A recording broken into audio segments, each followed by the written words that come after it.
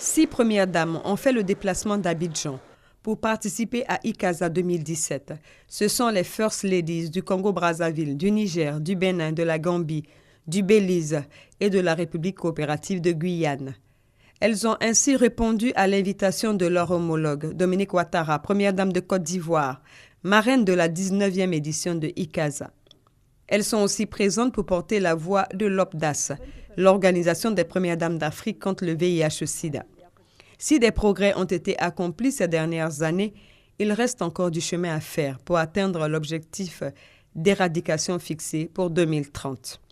Chose que les représentants du système des Nations Unies n'ont pas manqué de signifier aux Premières Dames à l'ouverture des travaux. 20 ans après, la Côte d'Ivoire nous rassemble encore une fois de plus, raffirmer le socle de la contribution toute particulière de notre continent à la fin de l'épidémie du sida.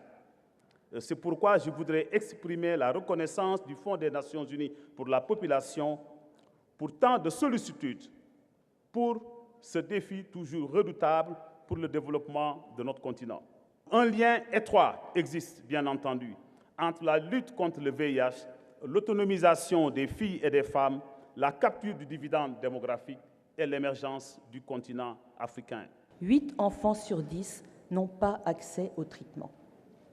Pourquoi?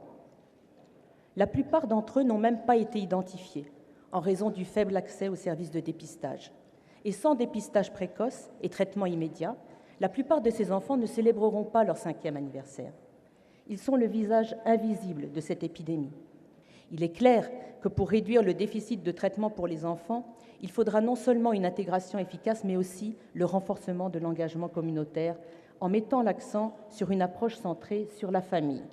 Un tel et triste constat ne peut laisser indifférent l'ambassadeur spécial de l'ONU-SIDA pour la promotion du traitement pédiatrique, la première dame de Côte d'Ivoire, Dominique Ouattara.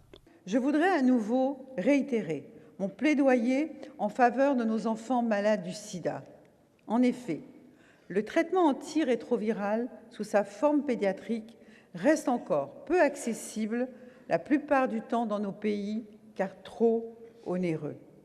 Et je voudrais profiter de cette tribune pour lancer un appel à nos gouvernements et à nos partenaires afin qu'ils étudient la possibilité de produire des ARV pédiatriques localement, ce qui serait de ce fait beaucoup moins onéreux.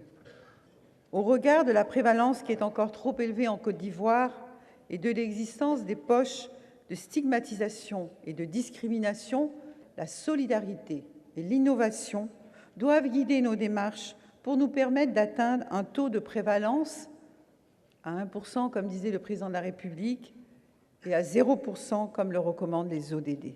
À l'instar donc des Premières Dames, j'invite toutes les organisations féminines à prendre une part active dans la mise en œuvre des projets de lutte contre le sida.